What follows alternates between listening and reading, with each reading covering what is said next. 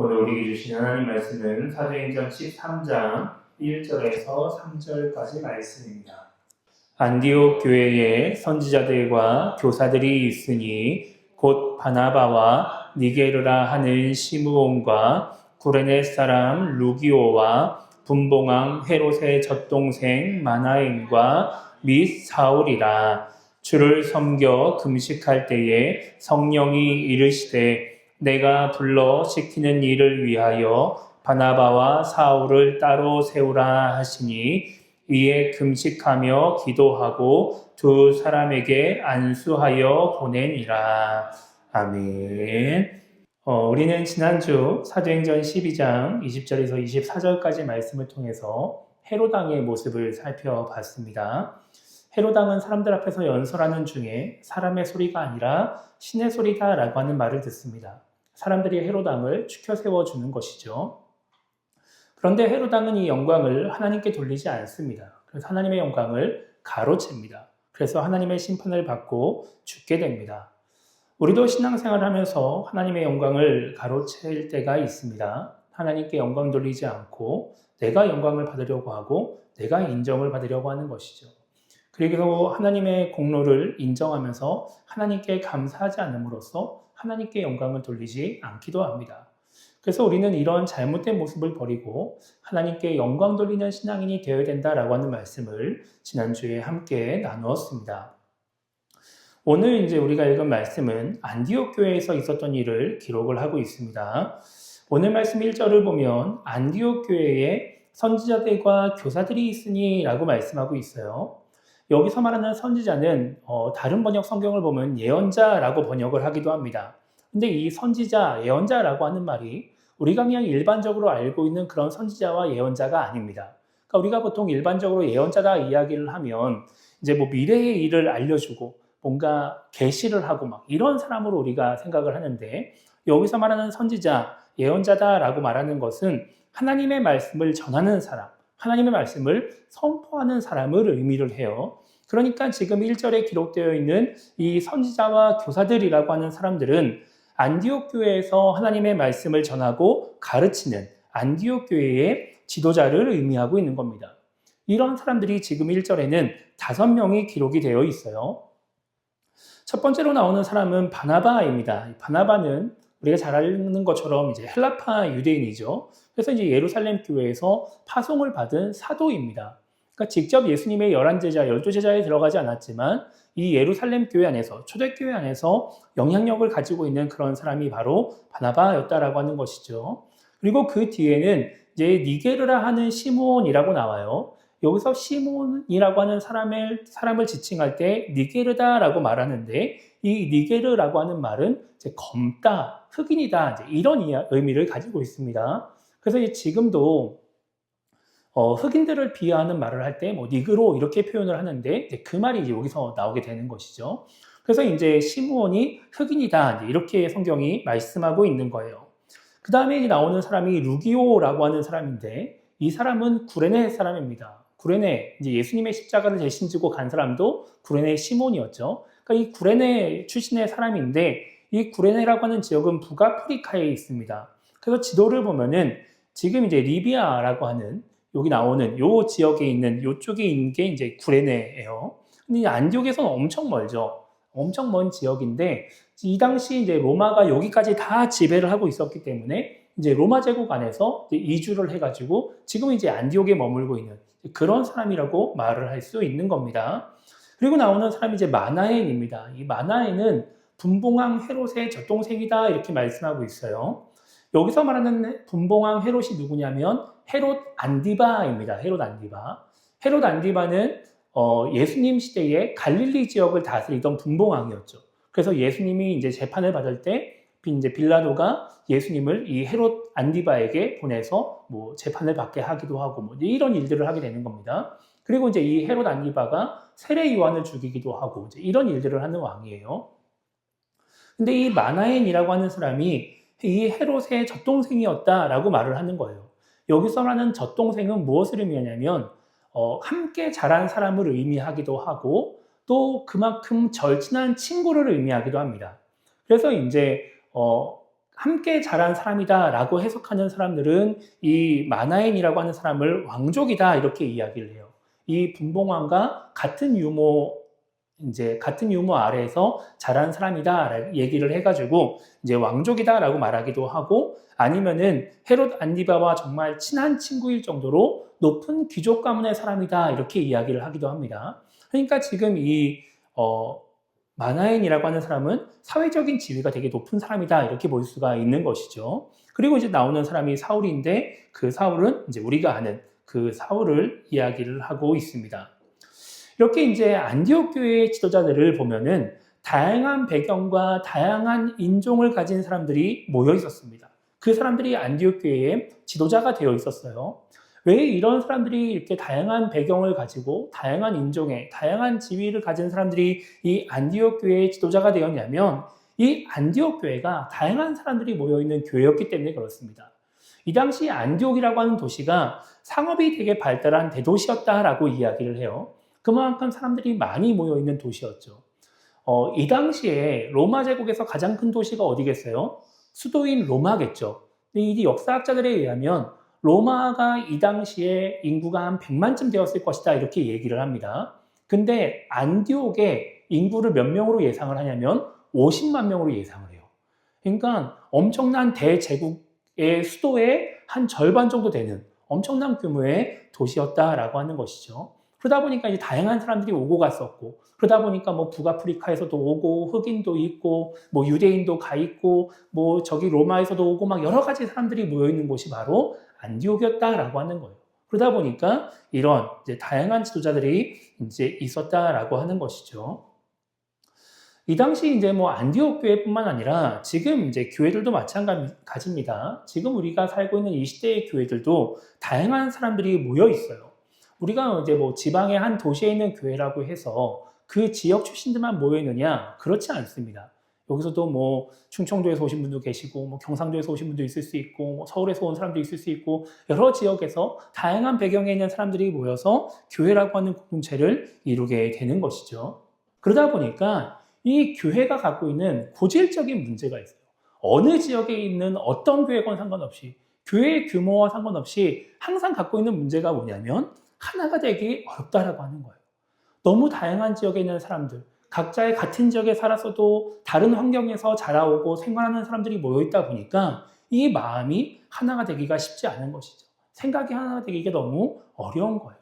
그리고 때로는 그런 것들로 인해서 뭔가 문제가 발생하기도 하는 겁니다. 성경에 나오는 고린도 교회도 보면은 이런 문제가 있었습니다. 그래서 고린도전서 1장 10절에 보면은 사도 바울이 이렇게 이야기를 해요. 형제들아, 내가 우리 주 예수 그리스도의 이름으로 너희를 권하노니 모두가 같은 말을 하고 너희 가운데 분쟁이 없이 같은 마음과 같은 뜻으로 온전히 합하라 이렇게 이야기를 해요. 사도 바울이 왜 고린도 교회에다가 편지를 쓰면서 초반부터 너희 안에 분쟁이 없어야 된다, 같은 말과 같은 마음과 같은 뜻으로 하나가 되어야 된다 이렇게 이야기를 하냐면 고린도 교회 안에 분쟁이 있었기 때문에 그래요. 분쟁이 있다는 소식이 사도 바울에게 들리게 되는 것이죠. 그래서 사도 바울이 이렇게 편지를 쓰는데 왜 고린도 교회 안에 이런 문제들이, 그런 파벌이 생기면서 분쟁이 발생하느냐, 왜 분쟁이 발생하느냐, 그것은 파벌이 나눠졌기 때문에 그렇습니다. 그래서 12절을 보면 이렇게 말씀하고 있어요. 너희가 각각 이르되 나는 바울에게, 나는 아볼로에게, 나는 게바에게, 나는 그리스도에게 속한 자라 한다는 것이니 이렇게 말씀하고 있어요. 고린도 교회 성도들이 4개의 파로 나눠져 있다는 겁니다. 나는 바울을 따르는 사람이야. 나는 아볼로를 따르는 사람이야. 나는 게바, 베드로를 따르는 사람이야. 나는 그리스도를 따르는 사람이야. 이렇게 사람들이 4갈래로 쪼개져 가지고 모여 있다는 거예요. 근데 그것을 가지고 그냥 그래 나는 바울을 따르고 너는 아볼로를 따라 이렇게 말하는 게 아니라 너는 왜 그런 사람을 따르냐, 뭐 이렇게 하면서 정죄하고 비난하고 그러면서 막 서로 싸우고 그랬다라고 하는 것이죠.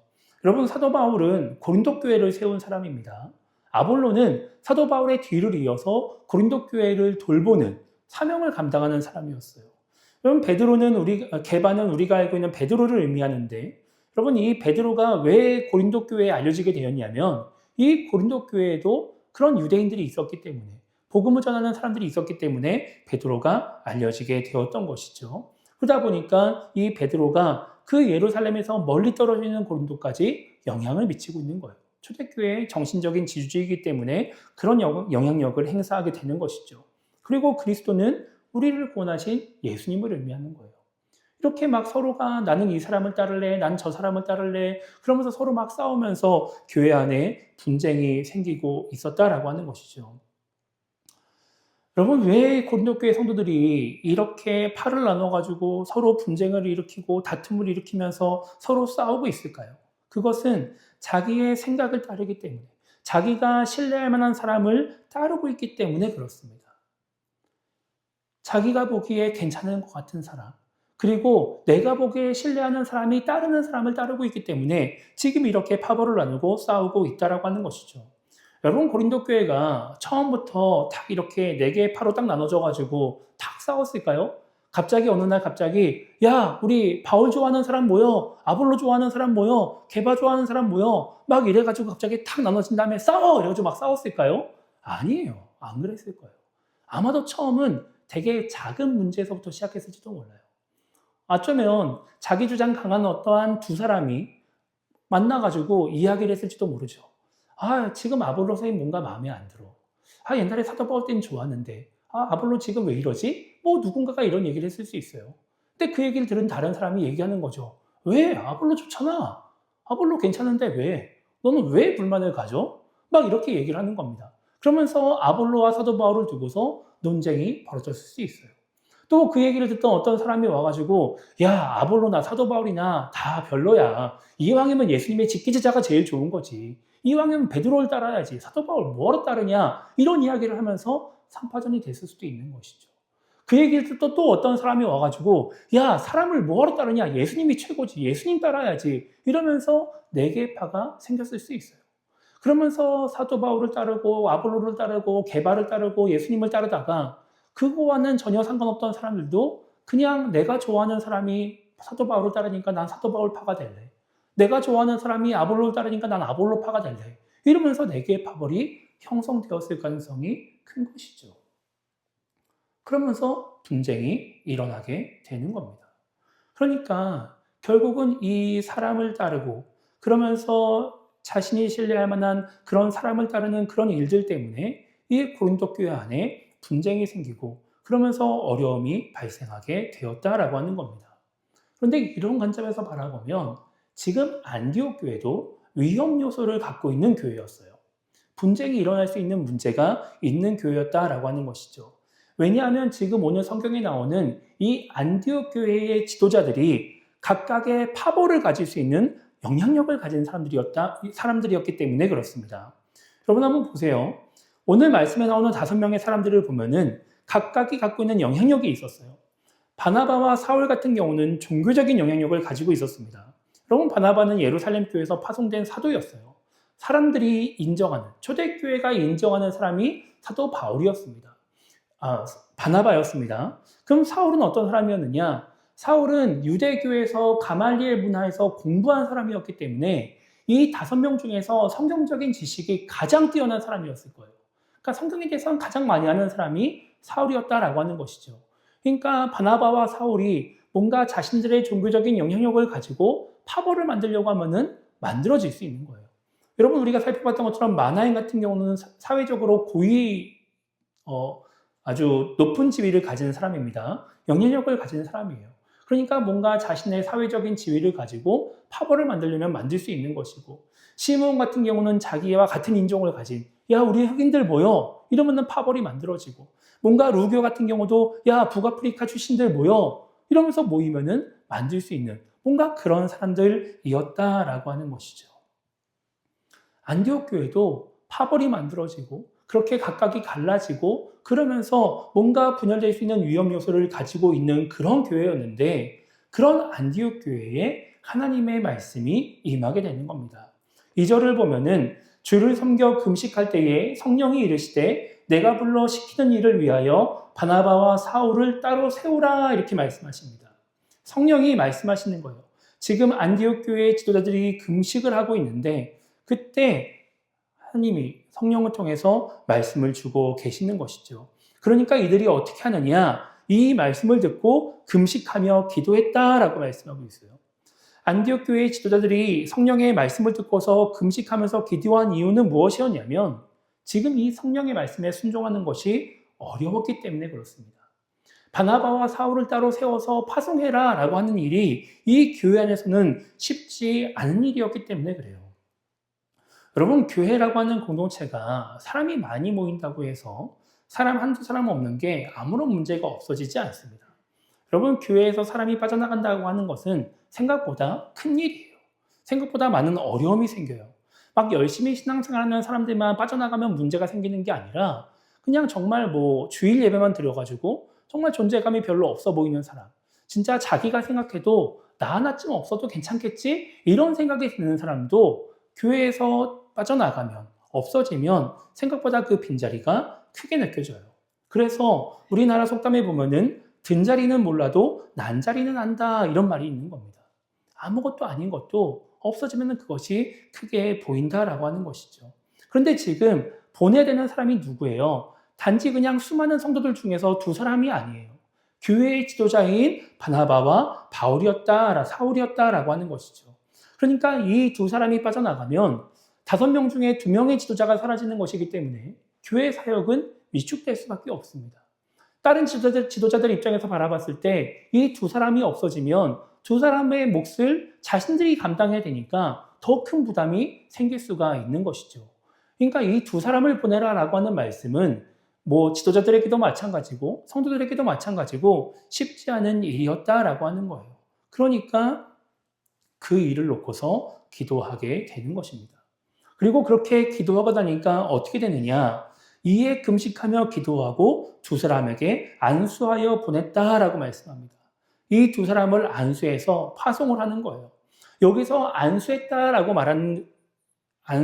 한 말의 의미는 뭐냐면은 모든 지도자가, 온 교회 성도가 하나님의 뜻에 순종해서 이 바나바와 바울을 파송했다라고 하는 거예요. 그냥 하나님이 말씀하시니까 어쩔 수 없이 그래 그냥 가라 이렇게 하는 것이 아니라 그래 이것이 하나님의 뜻이니까 우리가 함께 이 사역에 동참하겠습니다. 우리가 당신들을 위해 기도하고 이 사역을 돕고 함께 헌신하겠습니다 라고 약속을 하고 이 바나바와 사울을 보냈다라고 하는 거예요. 그래서 우리가 앞으로 살펴보겠지만 이 바나바와 사울이 안디옥 교회를 떠나서 1차 전도 여행을 갔다가 어디로 돌아오냐면 안디옥 교회로 돌아옵니다. 안디옥 교회로 돌아와서 그 파송받아 전도 여행을 한 결과를 설명을 해요. 그리고 사람들은 이 두 사람을 환영해줘요. 그리고 함께 머물러 있으면서 2차 전도 여행을 준비하게 되는 겁니다. 그냥 떠나가라, 갔으니까 끝이다 이게 아니라 계속해서 안디옥 교회는 바나바와 사울의 여정에 함께 했었다라고 하는 것이죠. 한 마음이 되었기 때문에 함께 하나님의 뜻을 향해 움직일 수 있었다라고 하는 거예요. 여러분, 결국 이렇게 다양한 사람이 모여 있음에도 불구하고 이 안디옥 교회가 하나 될 수 있었던 이유는 사람의 생각을 따르지 않고 하나님의 뜻을 따랐기 때문에 그렇습니다. 하나님의 말씀을 따랐기 때문에 그런 거예요. 이 중에서 너는 이런 능력이 있고 나는 이런 사람이고 그래서 나는 이렇게 생각하고 넌 그렇게 생각하고 그럼 날 따르는 사람들은 모여라, 널 따르는 사람들은 저리 가라 이렇게 한 것이 아니라 우리가 비록 배경도 다르고 생각도 다르고 상황도 다르고 환경도 다르지만 하나님의 말씀으로 하나가 되어야 된다라고 하는 마음이 있었기 때문에 그 성령이 주신 말씀을 붙잡고 나아갔기 때문에 이들은 하나가 될 수 있었다라고 하는 것이죠. 이것은 지금도 마찬가지예요, 여러분. 결국 교회가 어떻게 하나가 될 수 있느냐? 사람을 따르지 않는 겁니다. 오직 하나님만 따르는 거예요. 하나님의 뜻을 따르고 하나님의 말씀을 따를 때 교회는 하나가 될 수 있다라고 하는 거예요. 성도가 몇 명이느냐? 이건 중요하지 않습니다. 얼마나 많은 지역에서 사람들이 모이느냐? 이것도 중요하지 않아요. 그런 거는 아무도 중요하지 않아요. 여러 나라에서 모여도 하나님의 말씀으로 하나가 될 수 있는 것이죠. 여러분, 그래서 우리가 해야 될 일은 반복이지만 똑같습니다. 사람을 따르지 않는 거예요. 내 생각을 따르지 않고 다른 사람의 생각을 따르지 않는 것이죠. 하나님의 뜻을 따르며 하나님의 말씀을 따르게 되는 겁니다. 여러분, 우리가 그렇게 하지 않으면 결국 우리는 생각이 맞는 사람들끼리 모이게 되는 것이고 그렇게 분파를 만들게 될 것이고 그러면서 나와 생각이 다른 사람들과 분쟁을 일으키며 다투고 분열하게 될 거예요. 이 시대의 많은 교회들이 그렇게 나아갑니다. 사람들이 많이 모인다고 막 좋아하는데 그 속에서 다툼이 생기고 분열이 생기고 분파가 생기고 여전히 지금 이 시대에도 고린도 교회와 같은 어려움을 겪는 교회들이 많이 있어요. 큰 교회면 큰 교회일수록 오래된 교회면 오래된 교회일수록 그런 어려움을 겪게 되는 것이죠. 왜 그러느냐? 아무리 신앙생활을 오래 해도 하나님을 따르지 않으니까 사람을 따르지 않으니까 그런 어려움을 겪게 된다라고 하는 것이죠. 여러분 이런 이야기를 하면 어떤 분들은 그런 이야기를 하세요. 그래도 목사님은 따라야 되지 않겠습니까? 아무리 사람을 따르지 않아도 목회자는 따라야 되지 않을까요? 이렇게 질문하시는 분들이 계십니다. 여러분, 목회자도 따르시면 안 됩니다. 목회자를 따르면 안 돼요. 목회자도 사람이에요. 사람을 따르면 안 돼요. 목회자를 따르면 안 됩니다. 어떤 분들은 그런 이야기를 하세요. 아니, 저분은 신앙생활 되게 열심히 하시는데 그런 분은 따라도 괜찮지 않을까요? 저분은 봉사하고 헌신 되게 열심히 하시는데 그런 분은 따라도 괜찮지 않을까요? 아, 저분은 장로님인데 장로님 따라도 괜찮은 거 아닌가요? 저분은 되게 똑똑한 분인데 저분 따라도 괜찮지 않을까요? 저분은 뭔가 훈련도 많이 받은 분인데 그런 분 따라도 괜찮지 않을까요? 안 돼요, 여러분. 안 돼요.